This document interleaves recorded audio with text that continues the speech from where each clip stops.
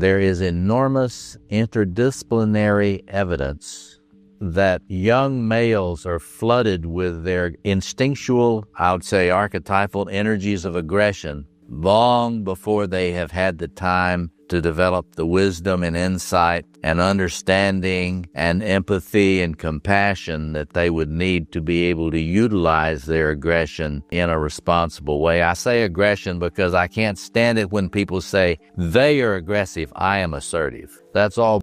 People that have not dealt with their own shadow aggression think they're assertive.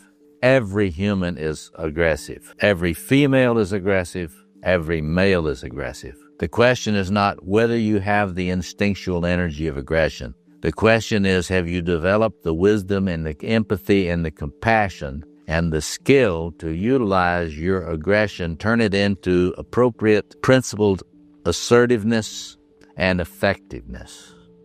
Without aggression, you will be sloppy. You will not have boundaries.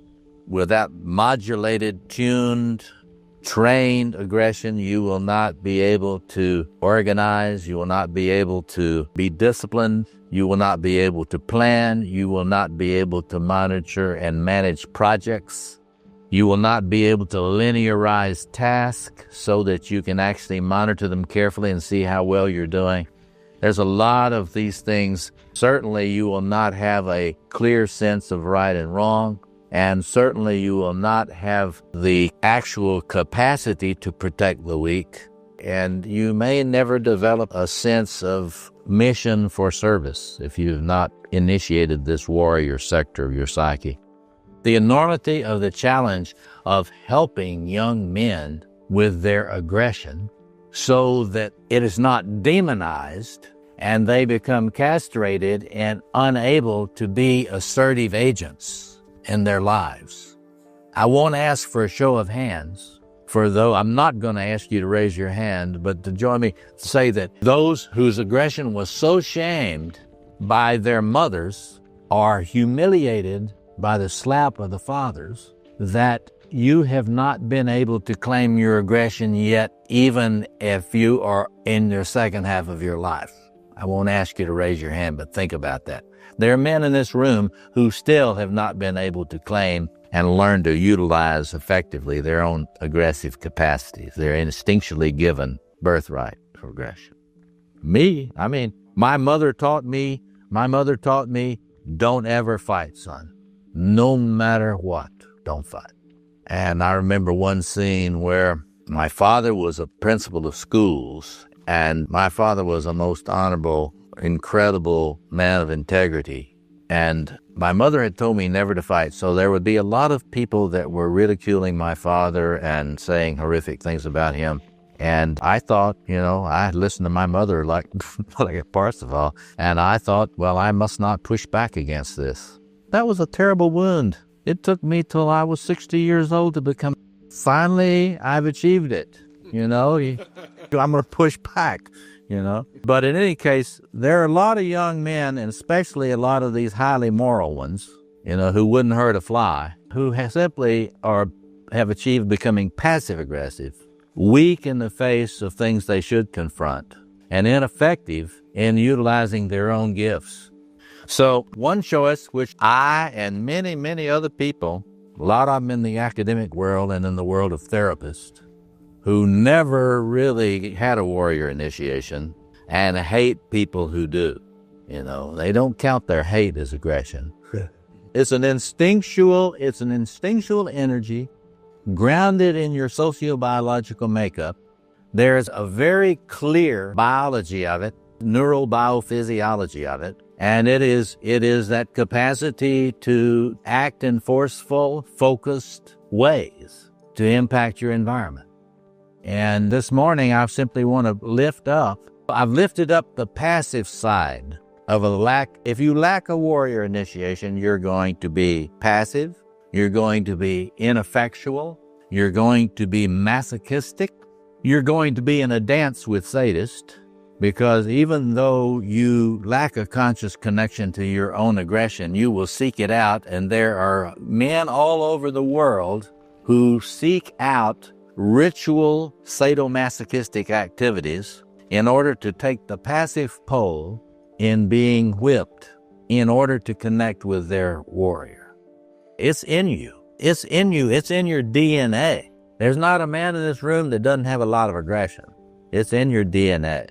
The question is, what has culture and the vessel enabled you to do with it? Have you been able to bring it out in a mature, healthy way, turn it into creativity and a striving for justice? Or has it been sort of warped by your family, your playground? I was beaten up a lot, so I understand that. But in any case, you will be paranoid. When you see men who are paranoid, these are men who have not been able to learn to access this energy, this legitimate archetypal emotional energy, to channel it effectively.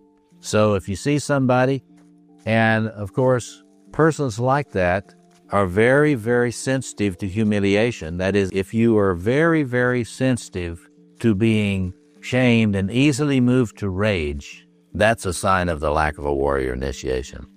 Because that means that it's like that new movie's come out, the new remake of The Incredible Hulk. And, that Incredible Hulk is in there in all people.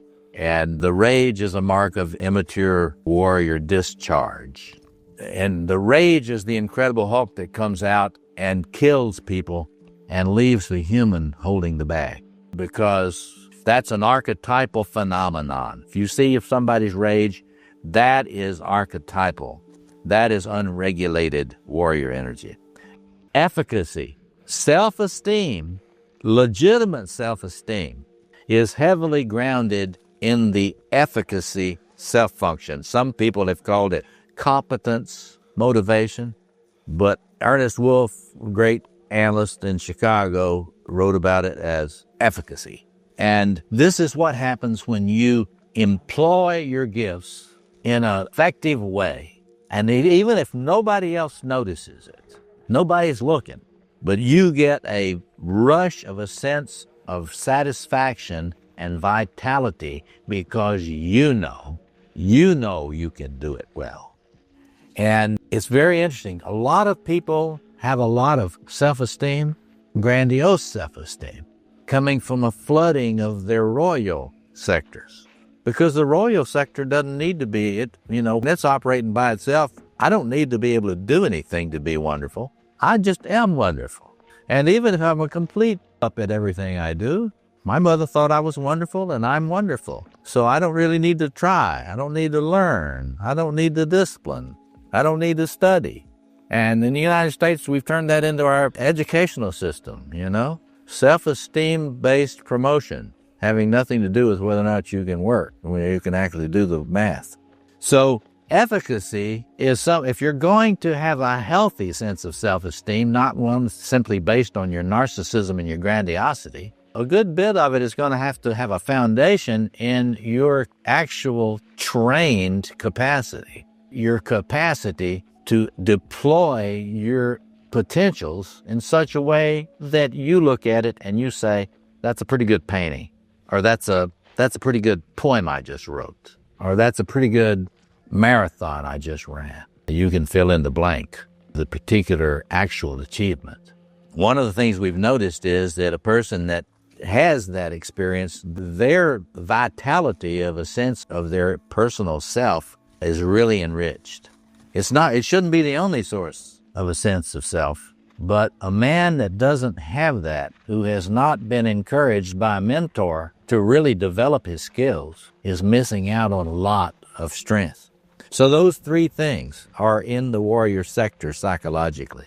Capacity for averse, response, protection. Adversarial, the ability to struggle for that which is worth struggling for. And efficacy, the ability to be effective. You see somebody that's ineffective, they haven't had a warrior initiation.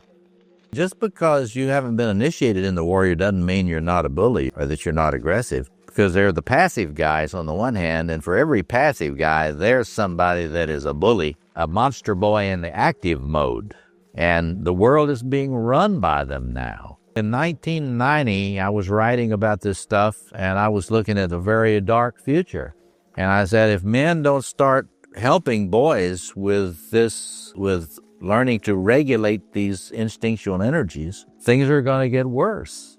And I've started predicting an increase in terrorism around the world because of the way in which young men are being abandoned around the world.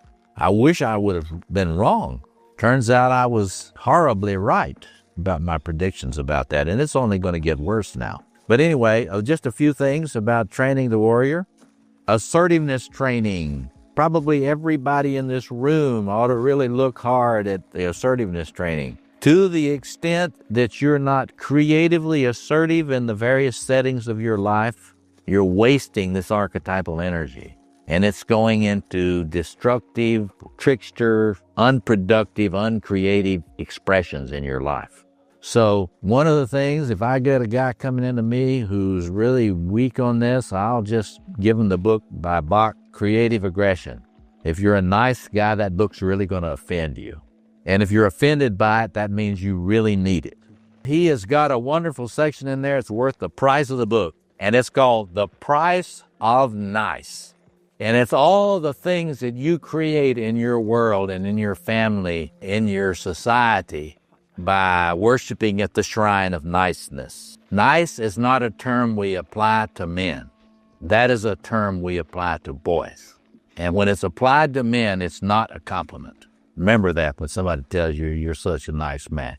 I send a lot of people to martial arts training. If they're really nice guys, I send them to Aikido so they can engage, because that's universal love. You know, they can kick your ass, but they do it with universal love. And so if you're a pacifist guy, you can go do Aikido. You don't have any excuse. And another thing, learn to pilot a plane. Because if you try to pilot a plane before you get serious about your warrior virtues, you will be dead. Because guys that fly planes and think they can bypass the warrior virtues, they die. Because a warrior checks details. They don't cut corners. They make sure the chute is packed right. They go through the checklist. They operate in a linear, tracked, monitored world where not anything is left to chance.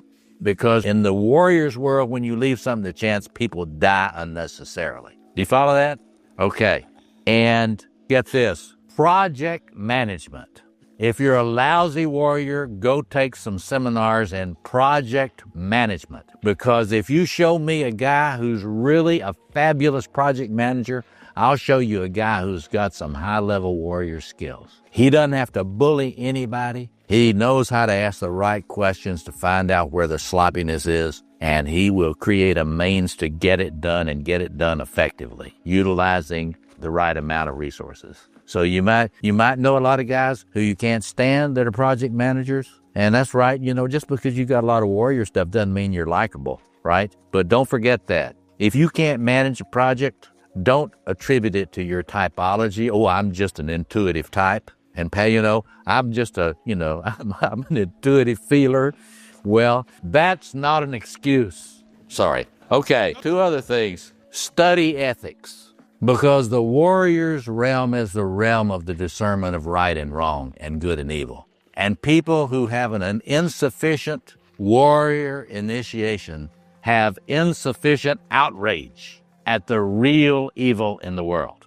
So, I'm not impressed with people who try to tell me that the warrior's a bad thing. Because if you don't have any warrior, you can meditate in white light meditation while children are being eaten all around the world and not feel a thing except bliss. Do you read me? And there are a lot of people who are blissed out through meditation and other spiritual techniques who managed to make themselves completely incapable of discerning evil, real radical evil, wherein it exists. And that capacity comes from no other sector of the psyche. It doesn't come from the royal. The royal by itself will do anything. It does not limit its own aggression. The lover by itself will just stick its tongue in anything. But it's not preoccupied with whether my sensual gratification is evil. The guys that traffic in prostitution, child and otherwise, they're into their lover, but they have no idea what they are colluding with, or they don't care. The magician is going to study. It's going to have a study commission. The magician guy will study evil. And another bunch of people go over the falls or they go into the quicksand, and there's a lovely commercial about that. This guy, he's got these colleagues who's going into the quicksand, and he's studying it so he can bring it up at the next meeting. So the only thing in the psyche that has a sense of right and wrong and of good and evil is this system. And when you hear some spiritual type tell you they're beyond good and evil, I hope your bullshit indicator is working. Because nobody is beyond good and evil. And it doesn't matter how liberal you are or how conservative you are. You're not beyond good and evil, and you participate in it, and you collude in it. And the only thing where you have a healthy sense of honor and shame about your collusion with evil is in this sector. And so those are a few things about this sector of the psyche. The most dangerous grandiosity is not when you are aware you're grandiose. Almost all of the really destructive, grandiose possession states are unconscious. So that's what we know. We like to think that those narcissistic personalities are aware of how arrogant they are. But the truth is they're not really aware. If he's going to actually become a transformed, mature man, he's going to have an encounter with the grandiose energies in his shadow. And I've spent a lot of time recently trying to show how grandiose energies come in each of these quadrants. It's inevitable if you're going to individuate and be transformed into an optimal male self that you're going to have to encounter your grandiosity, and it never feels good when you begin to have awareness or somebody points out to you where you have really been inflated. Jung pointed out, any time that you really are doing shadow work, when you're really encountering your shadow, you are going to feel some revulsion about what you're now coming to know about yourself. And so when you're really coming to know your shadow, the whole hope is not that you disappear into any shame or disappear into the pain, which sometimes you do. Sometimes men suicide at that point. But to be able to still function cognitively as the truth is coming at you. And that's easier said than done.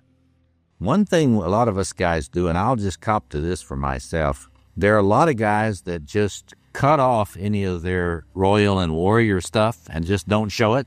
They take refuge in the magician sort of lover sector of the psyche. Instead of ever developing the ability to be in a confrontation with another person, not just women, but to be in that confrontation without being homicidal, and being in that confrontation without really making oneself suicidal by not protecting oneself. There are a lot of guys who cut that whole active aspects of the male self off in order to survive. And what they will do is what I did for many years, is I would just sort of be like the Wizard of Oz, and I would just disappear into that magician. Nothing can enrage a woman more than she's trying to confront the man, trying to engage him, and he sort of, suddenly she notices, this thing sitting here with me is not really him. This is an android. That guy put an android in here to deal with me. I'm not kidding you. And often they could not articulate that I just said, but they think, this is not a real person.